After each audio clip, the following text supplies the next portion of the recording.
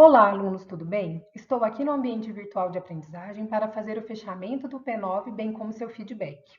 O objetivo desse nosso encontro é discutir e relacionar os objetivos específicos com as questões norteadoras, bem como trazer algumas respostas a fim de esclarecer.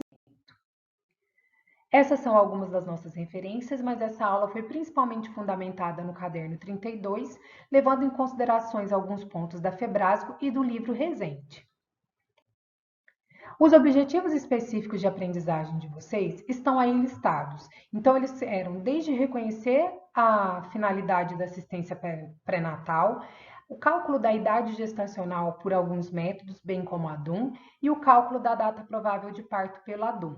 Reconhecer os riscos gravídicos, identificar os exames complementares durante a gestação, bem como a rotina de vacinação e de consultas dessa gestante, não podendo nos esquecer, é claro, das recomendações de suplementação. Observem que eu fiz uma chave ligada por cores que associa os objetivos específicos de aprendizagem com as questões norteadoras de estudo. Isso facilitará a nossa discussão durante essa breve aula. Qual que é a finalidade da assistência pré-natal?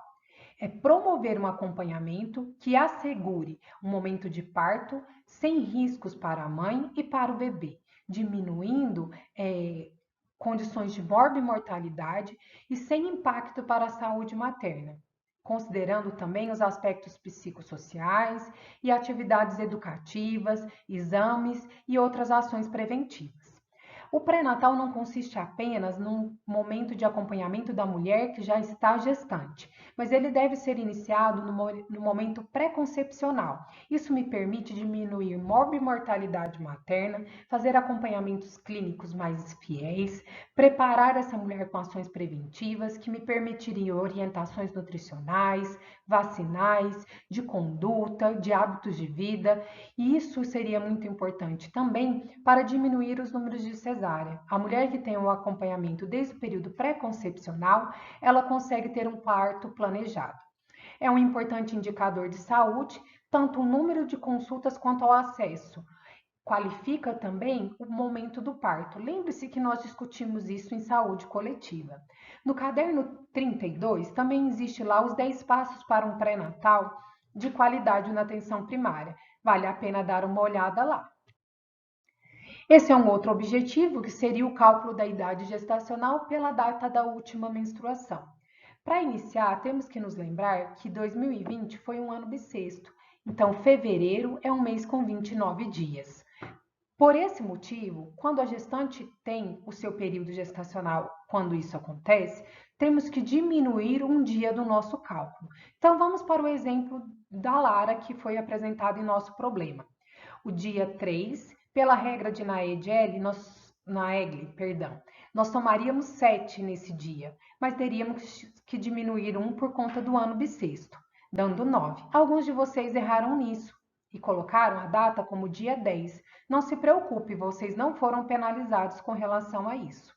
Um mês sempre soma-se 9, então aqui no caso seria 10. O ano permanece o mesmo por conta do mês da concepção. Então, a data provável de Lara é 9/10/2020.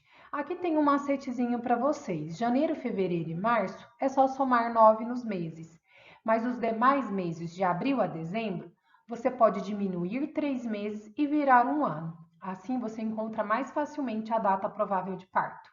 Temos que discutir aqui um conceito importante: pós-datismo e pós-termo.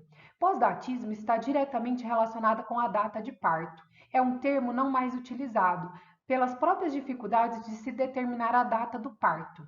E o pós-termo é a gestação que se estende acima ou maior do que 42 semanas de gestação, ok?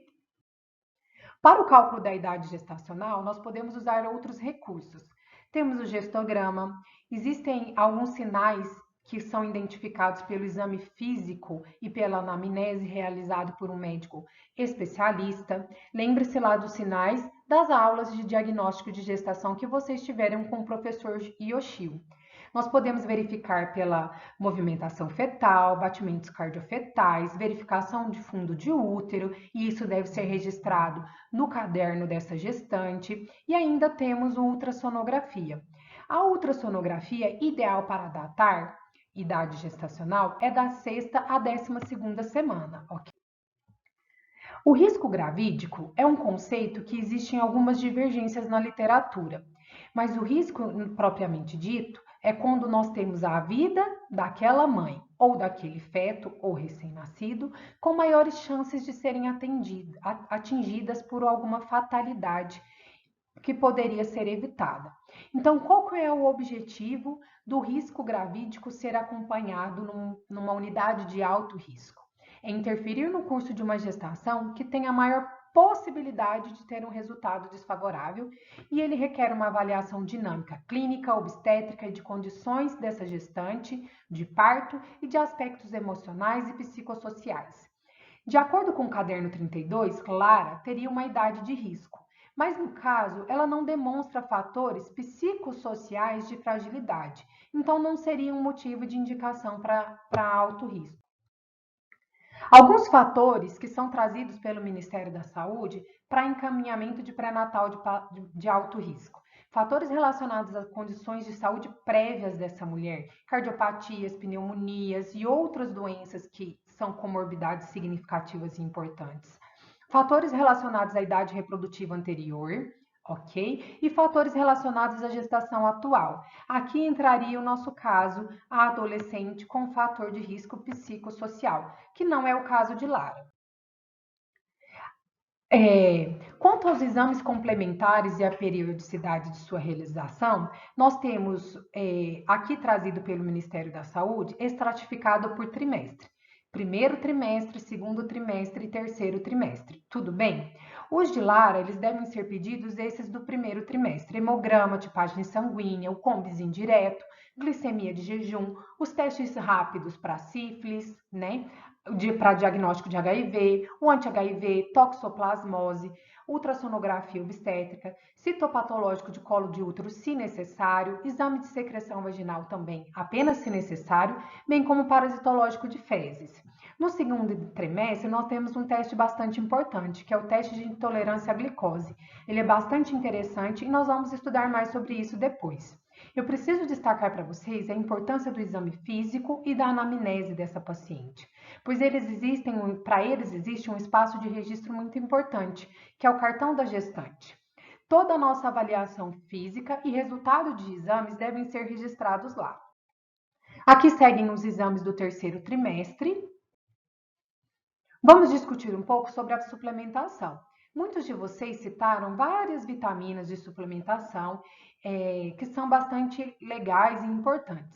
Entretanto, não há evidência científica de um alto nível para que se indique essa suplementação. Então, nós temos que fazer uma avaliação clínica dessa paciente, em qual serviço que estamos e avaliar a situação financeira também dessa paciente. No caso, a principal suplementação é o sulfato ferroso e o ácido fólico, ok? Então, o ácido fólico ele é de 5 miligramas por dia, no período pré-concepcional até o primeiro trimestre. O ferro elementar ele é uma dose de 40 miligramas por dia a partir da 20ª gestação. O cálcio deve ser suplementado para mulheres com dieta pobre e a vitamina A para mulheres em áreas endêmicas. E ele deve ser suplementado no pós-parto, ok? Quanto à vacinação, eu trago aqui o quadro de vacinação que está no caderno 32 e acrescento a DTPA. Então, quais são as vacinas que nós devemos nos preocupar? A DT, contra a influenza e contra a hepatite B e a DTPA. Raiva e febre amarela, elas devem ser indicadas em condições específicas de exposição dessa mulher. O calendário de consultas há uma variação segundo a Febrasgo, ok? E o Ministério da Saúde. O Ministério da Saúde, ele preconiza um mínimo de 6 consultas, ok? E elas se organizam assim. Até a 28ª semana, são mensais as consultas. Da 28ª à 36ª, quinzenalmente. Da 36ª até a 41ª semana, sugere-se que essas consultas sejam semanais. Aqui eu trago para vocês a carinha da caderneta da gestante, o espaço ideal para que nós possamos fazer os nossos registros. Muito obrigado a todos, peço desculpa pela correria, mas o nosso tempo é curto. Vamos para mais um objetivo de estudo e conto com a colaboração de vocês. Um grande abraço!